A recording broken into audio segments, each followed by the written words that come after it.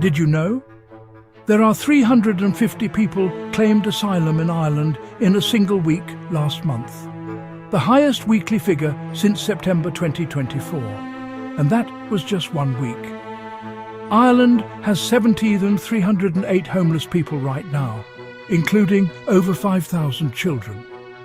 And the government just passed the biggest overhaul of immigration law in the history of the state. Something is happening in Ireland, and today on Smartobrains, we break it all down. Let's start with the raw facts, because they matter. In 2024, Ireland received 18,553 asylum applications, a record high. In 2025, that fell by 29% to 13,146. So the government claimed the situation was improving. Then came June 2026, 350 people in 1 week, the highest single week since the peak of 2024. The trend that was supposedly cooling down has reversed. Here is where it gets complicated and controversial. Up to 90% of asylum seekers apply in person at the International Protection Office in Dublin. And Irish Times reporting says the vast majority of those, as many as 90%, crossed over the land border from Northern Ireland. Think about what that means. They've already entered the United Kingdom, a safe country, then cross an invisible, unchecked border into the Republic to claim asylum here. There are no routine immigration checks at that land border. No booths, no stamps. Neither London nor Dublin publishes verified counts of how many cross that way. A real data gap and a big problem for planning housing and services. Now, let's talk about housing, because this is where the public anger really comes from. Ireland has 17,308 people officially homeless as of March 2026.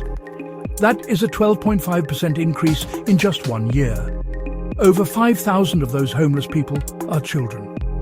In Dublin, the crisis is most severe. Just 2 years ago, the majority of homeless adults in Dublin were Irish. That is no longer the case. As of early 2026, just under half of all homeless adults nationally are Irish citizens. Now, to be absolutely clear, asylum seekers cannot legally access emergency homeless beds or housing assistance payments. They are in a separate system entirely. But the housing pressure is real, and it is felt by everyone. So, what is the government actually doing about it? In June 2026, Ireland passed the International Protection Act, described by Minister for Justice Jim O'Callaghan as the most significant reform of Irish asylum laws in the history of the state. The new law implements the EU Migration and Asylum Pact, which came into force across the EU on June 12, 2026. Every asylum seeker arriving after that date must be screened at City West, fingerprinted, photographed, security checked, and registered on the EU's Eurodac database. Processing times are being drastically cut. Standard cases must now be decided within 6 months. Fast-track cases within 3 months. Border procedure cases, where the claim is weak, within just 12 weeks, including the appeal. But here is the problem the new law does not fully solve. Ireland cannot opt into the EU's screening regulation, because that applies at external EU borders, and Ireland's border with Northern Ireland is not an external EU border. It is an invisible open land border protected by the Good Friday Agreement. That border cannot have physical checks. It is politically impossible, and everyone knows it. So while the EU Migration Pact tightens procedures at airports and ports, the back door through Northern Ireland remains wide open. Appeals are now at 19,000 cases and rising. The system is already overwhelmed before the new rules have even bedded in. This issue is reshaping Irish politics in real time. The government is now requiring social housing applicants to prove legal residency.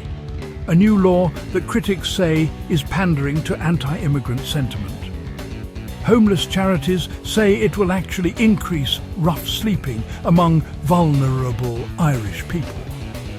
Former Taoiseach Simon Harris sparked controversy when he appeared to link rising homelessness directly to immigration, a claim fact-checkers said was misleading, but that resonated with a large section of the public.